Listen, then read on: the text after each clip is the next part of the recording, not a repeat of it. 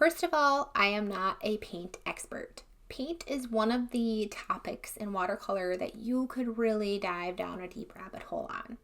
There is a lot to know, surprisingly, about paint and pigments. If you totally nerd out on paint and pigments, then I would suggest artistpigments.org. It's a great resource.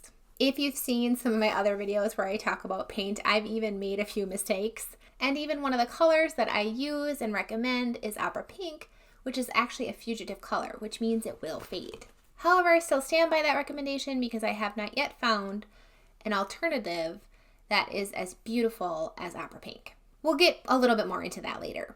That being said, I do think it's very handy to have a basic understanding about watercolor paint so you can pick the ones that will work best for you and that play nice together. A quick synopsis of paint qualities, the colors I use, and how I set up my palette are all included in my supply list that you can get at paint333.com.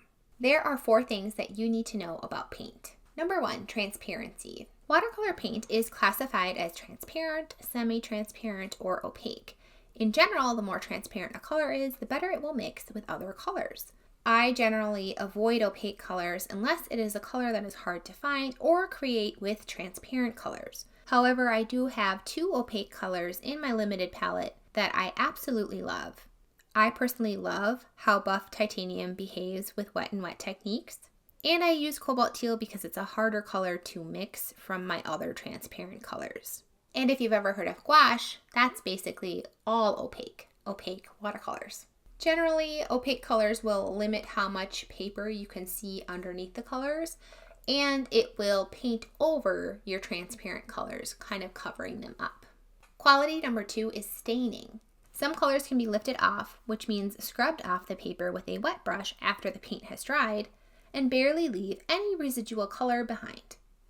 Other colors are practically impossible to remove from the painting once they are dry. This quality is called staining, and you can see how my 7 colors stain when looking at the lifted line in the image. Quality number 3, granulation. Aside from transparency, I think granulation is the most beautiful quality of watercolors. Some colors granulate more than others, like ultramarine blue. You can also see some of that granulation in my color chart here. Quality number 4, lightfastness/fading. Tube paints will likely list their lightfastness rating on their tube. Paints that are considered fugitive means they will likely fade over time.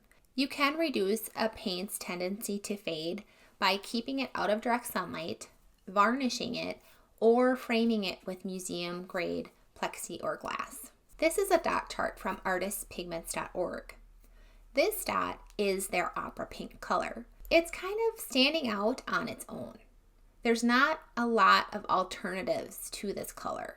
If you have an alternative to opera pink that is just as pink and punchy and beautiful, please let me know in the comments because I want to try it. All right, so the back of your tubes should list the color, the light fastness rating, the transparency, and the pigments that are in the paint.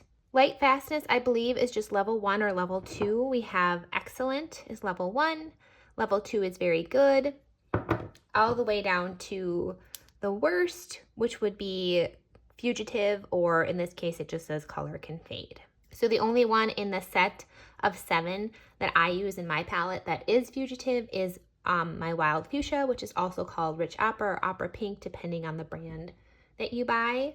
No matter what the name is of the color you're using, I would look at the pigment code to see what's really in the color. So if you mix and match brands of paint, you can get a close color by looking at that pigment code. Colors that have like cobalt or cadmium in them can have this warning on them. So that's just something that maybe if you want to avoid it both for your health and for environmental reasons, you might want to look into alternative colors. I have not tried every single watercolor brand out there, and there are a lot. Most of the most popular and recommended brands are widely available. My favorite paints of the ones that I've tried include American Journey, M. Graham, Daniel Smith, and Schminke. I have also found that a lot of artists love Holbein, Core, and Mary Marbleu. Speaking of core, I am hoping to do a review of those watercolors very soon because they look awesome. And I've heard that they just love to spread in water because of their proprietary binder that they created for them. And I really like that quality of watercolors, so I'm hoping to test those out soon. Technically, spreading is another quality of paint, but it's also affected by your paper. When you drop in pigment into a wet area on your paper, sometimes it likes to stay right where you put it, even if there's water around it. And sometimes it likes to go crazy and just spread as far as possible. I really don't know what makes a color do that, so I can't really speak to that specific property. But you'll see in one of the color exercises that I go through in this video that some colors really do like to do that more than others. There's also Winsor & Newton and Da Vinci brand paints, and those are pretty good, but not as good as the other recommendations. I would avoid cheap, student-grade, off-brand, generic paints. Typically, these paints include more filler and less pigment, and they're going to be kind of gummy. So you're going to have to push them around more than you should have to while you're painting. Your wet and wet techniques won't behave the way they should with cheap paints. But I know paint can be expensive, which is another reason why I like my limited palette, because you can invest in just a few colors but still mix up almost every color under the sun. There are other types of watercolors. You don't just have to get a tube, and they can be just as high quality as the tube paints that I use. So this is a pan set from a very high quality brand called Schminky. And it's great if you, especially if you're doing any kind of plein air painting, or you want to take your paints on the go and you don't want to carry a palette, like a big palette and a big container of tubes. I just wrote the color, like what it was on the side, and then I made myself a little color cheat sheet to see what they look like. One of my watercolor buddies on YouTube, Ashley Hawks, gifted me this watercolor stick from Daniel Smith. This is really cool. What she likes to do is take a wet brush and dab it onto the stick, and then voila, you just have a paint just like that because you rehydrated those pigments with your wet brush, and then she uses her brush to apply it to her painting. So this is also a really great option for travel, and you won't have tubes drying out. It's actually really cool. So that was really sweet of her to give that to me. This brand, P.H. Martin's, they sell liquid watercolor, and I've heard really good things about that. So it's basically already ready, hydrated, ready to go, kind of a form of watercolor. And I've heard that it's very vibrant. They're very vibrant colors. This technically isn't watercolor paint. It is just powdered pigment from Brusho. So I wouldn't use this as a main form of paint. I would use this to supplement your paints, but that can be really fun, and I do have a video with some tips about using Brusho. If you've been in the watercolor arena for a while, you've likely heard the term mud. I find that the best way to avoid mud, which is just muted, muddy areas of your painting, is basically to not overwork it. I don't think it's so much about color as it is about overworking your painting. I think mud typically happens when you keep going back to an area and working on it, either with techniques or adding paint or taking paint out, and you can just tell it's muddy, it's overworked, it doesn't look great. It's lost that freshness. In general, it also helps to just understand how your colors mix together. I would also say that opaque colors lend themselves more to a muddy look than transparent colors. If you run into not being able to open your tubes, just run them under hot water and they should loosen up enough where you can open them again. If your tubes are completely dried out and just hard, I would cut them open and remove the pigment because that pigment is still usable. The exception to this is if they really smell gross or they're obviously moldy, then you can just throw them out and start over. Let's talk about setting up your palette. I really like, and I've tried a ton of different palettes. I've tried plastic and porcelain. I've tried really big palettes. I've tried small, like stackable circle palettes. And I've landed on this one as my favorite palette. It is very inexpensive. I will link to the supplies, including this, in the description. So super affordable. And One downside with plastic, some people will say that the paint can kind of bead up on it.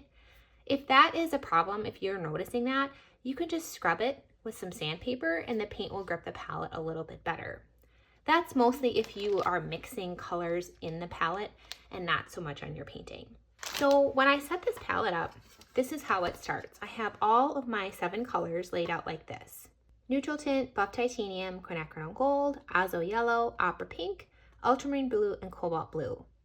Now what I like to do when I paint is save these 4 wells for any kind of specific color mixes I want to have available during that painting. So these 4 wells will change as I change paintings. Then I have ready to go secondary wells here. So I have a black, I have my neutral tint and my quinacridone gold here to mix dark browns. I have my azo yellow and my opera pink here to mix oranges. I have opera pink and ultramarine blue here to mix my purples. And then of course I have my ultramarine blue and my azo yellow here to mix greens. This is just the way that I found works best for me and keeps things as simple as possible. I would recommend this palette, especially if you are doing a limited palette. If you like a lot of colors, this probably will not be the best palette for you. And then after a lot of use, this is what it can easily end up looking like. Now I suggest covering your palette loosely because we don't want our palettes to stay wet because they can get kind of stinky. I've heard they can get moldy. I've never had that happen, but I've also probably never had that happen because I don't cover my palette very well. As you can see, I have pet hair and dust kind of collecting on the wells. So in general, you're going to want to just have something loose. And I've actually been using this to just place over my palette. But I have 4 cats. So, you know, my house has hair in it and that's just part of life. But you can see my secondary wells here, my neutral well here, and then kind of some mixing wells here that change as I go. Some of these paints are still shiny, but they're hard. So you let them dry. So these palettes I actually have set up so I can ship them to students. And I keep the package that the palette came in to put it back in there once the paint is dry. This is a really fun option. I'm hoping to get something like this more readily available to artists and to my students because I think it's a really great way to test out colors and paints without having to invest in like a whole entire set of tubes. Daniel Smith has dot cards. This is the Ashley Hawks Daniel Smith watercolor palette, and she has these on her website she has available to purchase. So, and there's a lot of other ones too Daniel Smith sells as well, but it's a really great way to test out a color and see if you like how it behaves and how it looks before you invest in a whole tube of it. I think it's especially helpful because it is hard to see what colors look like online compared to what they're going to look like once you paint them on your paper.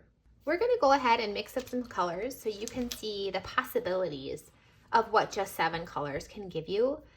And before I start, I typically just rehydrate my colors with my wet brush, but a lot of artists use a spray bottle, both for spraying down their paper if they're doing like a large wash or wet and wet technique, and they use it to spray their palette because it will rehydrate the colors in a faster way. So what I'm going to do is I'm going to lay down and just show you the primary colors and what those look like. And they're all going to kind of blend together because I'm doing it in one nice big line. And I'm going to do it twice because I also want to show you what it'll look like when you add buff titanium to each of the colors. So the thing with buff titanium is it loves to spread and it loves to separate.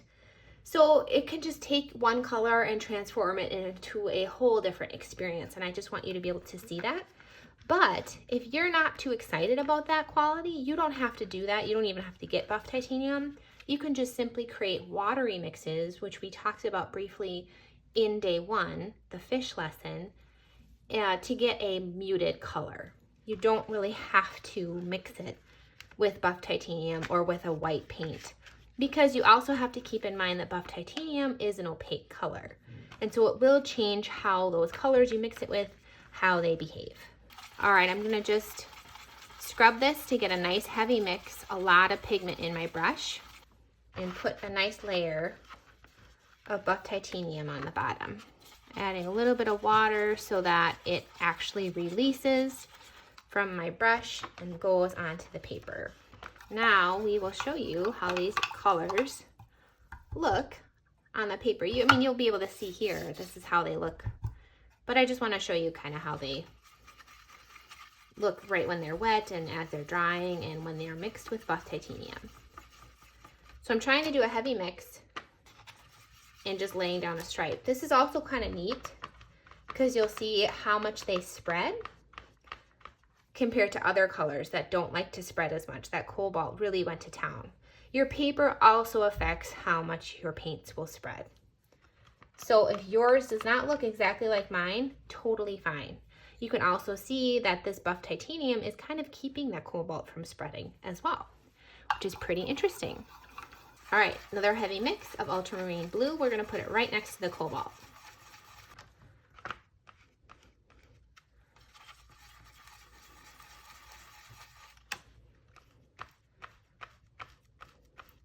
And I'm just trying to facilitate that mix, the mixing down here, which is why I'm doing a little bit more brush work.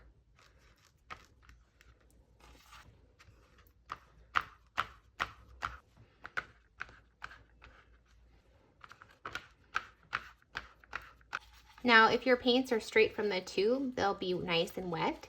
You will not have to scrub them to pick them off the palette.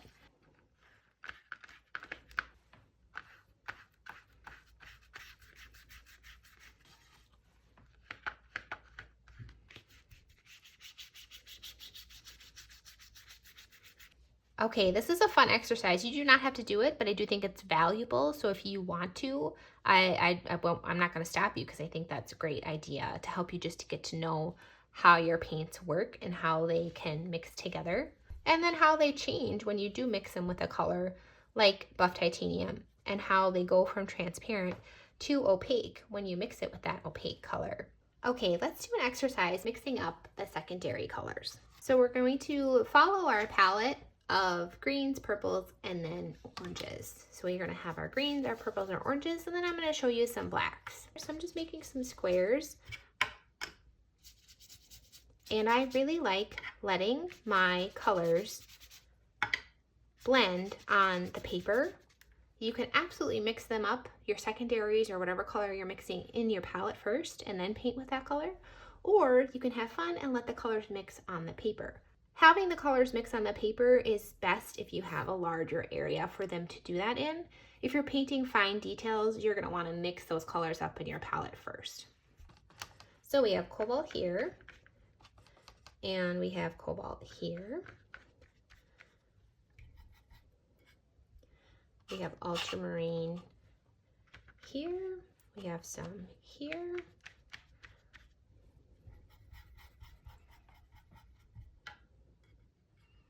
We have opera pink here, and we have it here, and then we can make our purples. So that's what it looks like mixed with the, ultramarine, and here we're going to put it in our cobalt. And I'm not mixing it very much. I'm letting the wetness of the paper let those pigments mingle themselves.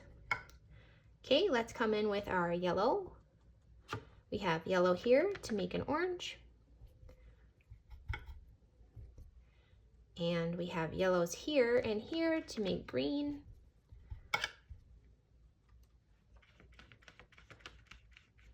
That's a very bluish green. Let's add a little bit more yellow, see what happens there. Then we have our quinacridone, and this is what I would do if I wanted a red color. Since we don't have red on our palette, you can absolutely buy red. I would make a warm red using opera pink and quinacridone gold. You can even add a little bit of yellow. If you wanted, you can add extra pink to get it deeper. It'll be a very orangey red, but in general, if you need a red color, this is what I do if I need red. And that's pretty darn good, in my opinion, for red, for not having red on your palette to make your own red.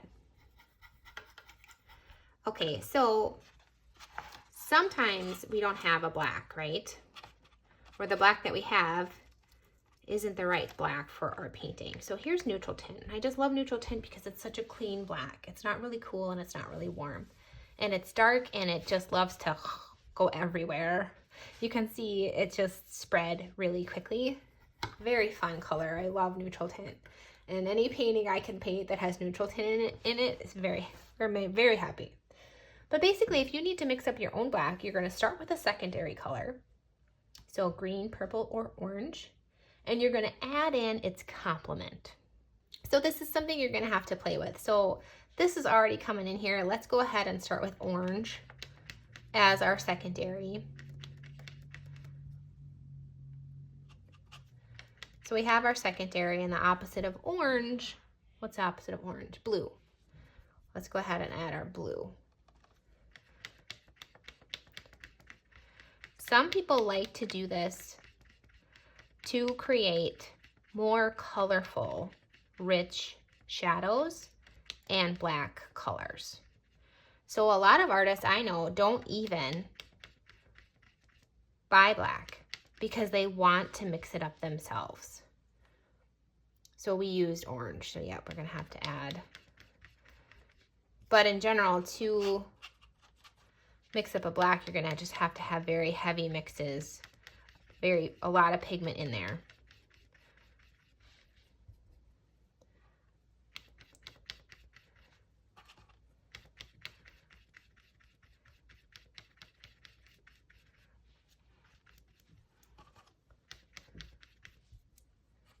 You can tell I don't hardly ever do this because this is kind of challenging for me. But you can tell it's getting neutral, right? It's getting into this neutral color. It's just not very dense and dark like neutral tint is. You just have to play with that and have fun. But it's kind of a cool way to get a neutral color that is a little bit more full of life for your painting. All right, I hope you had a lot of fun. Even if you don't do this exercise, just seeing what's possible when you have a set of primary colors and a couple neutrals, what you can make from that. We can make some beautiful deep and bright greens and some maybe more opaque purples and some brighter purples and some oranges and reds. Even though we don't have red, we are even able to mix up a colorful black. By letting the colors mix on the page, we're having some pretty granulation and some pretty spots where the colors didn't mix as much, and just adding interest to that area. The other cool thing with mixing them up yourselves is you can control how yellow or how red your orange is, or how blue or how pink your purple is, or how yellow or how blue your green is. It is really customizable depending on the painting that you're doing. For our last exercise, demoing color mixing, I'm going to show you 3 different kinds of palettes that might work really well for creating an animal portrait. Okay, first I want to demo a pastel palette. This is the palette I used for this bird that I painted. So we have a pastel pink, and I'm just mixing up my opera pink with, you guessed it, some buff titanium. And it's just creating this really pretty strawberry yogurt color. But I really like that. So we have our pink. And in this painting, I also mixed up a pastel purple. So we're gonna mix up our purple.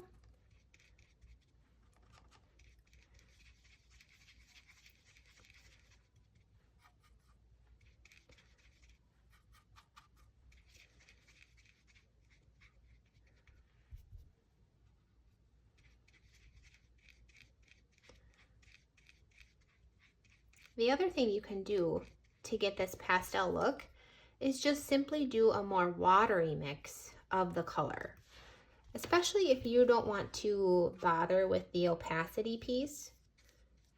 You can just mix up a watery mix.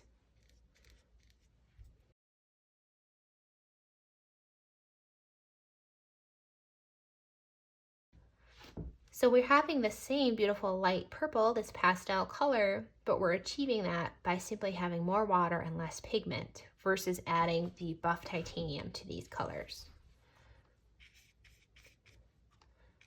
Oops, that's not it. That's not what I wanted. So let me lift that out. I added blue by mistake, but I wanted to show you a pastel pink just by, again, adding enough water to make it a light pink.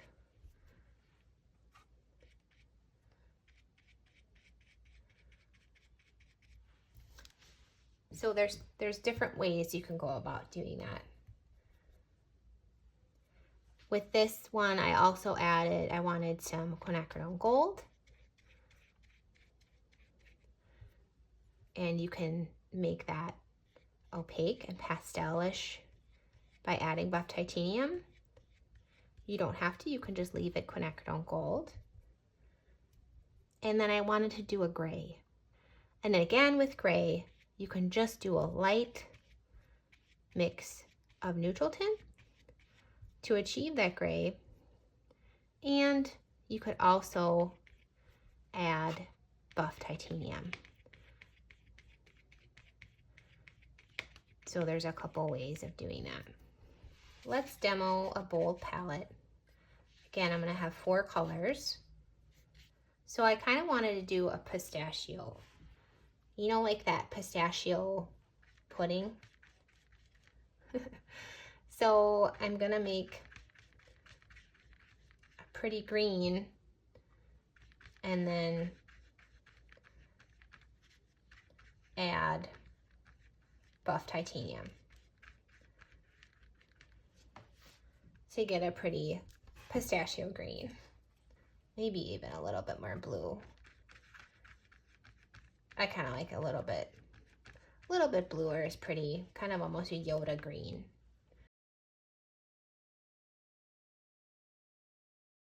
Along with that, we have a pretty purple. Bold purple with that for the shadows. Some plain blue and black. So this was the main palette I used for my painting of Lucius, with the green being the total star of the show. Next we have our electric palette, which is 3 main colors, and then I usually always have some areas of neutral tint in my animal portraits. So this is a this is a palette I haven't yet done, but I found a reference photo and it just screamed these colors. So let's get to it. I'm gonna do a similar thing by starting with a green, but I want it to be super lime green, really lime, bold, beautiful green. So it's going to have a lot of yellow.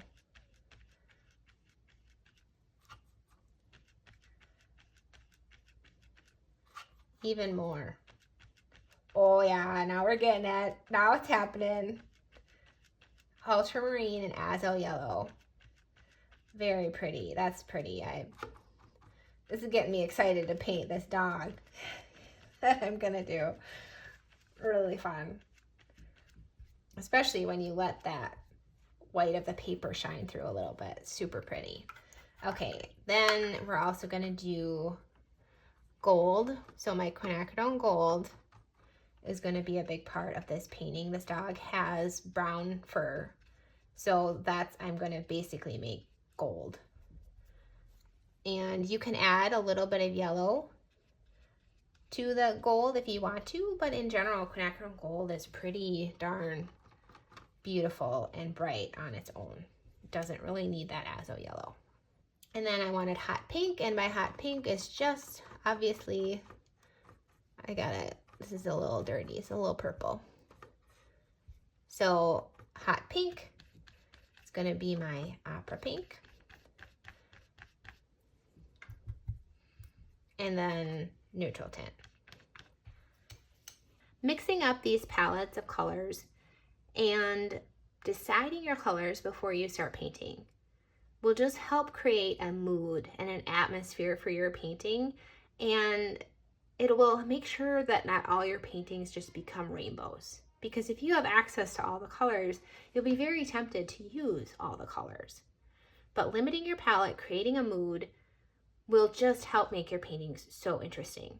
So this is our pastel palette, and basically we have our pink, our purple, and our black that we mixed with buff titanium to make them pastel. And remember, you can also make them pastel by just creating watery mixes instead of adding the buff titanium. So from there, we created our bold palette by mixing up this beautiful pistachio green to be the star of the show. And then what we're going to do is have our shadow colors and our darkest darks be the purple, the blue, and the black. And you can see that in that painting of Lucia's. Lastly, we created this beautiful electric palette by creating a very lime green. And then of course, we're going to be supporting that lime green with gold and pink and neutral tint. So you can see how each of these three palettes will produce very different moods in your painting. I just have a ton of fun with color mixing. I think it's a great way for you to have more control by having less. All right, that's it for now. We will dive into more specific ways to harness color in your paintings in week 3 when we talk about the 3 principles. Color is a really important part of your painting, so that video will be very helpful. I will see you in tomorrow's video all about brushes and brush strokes. In the meantime, I wish you very happy painting.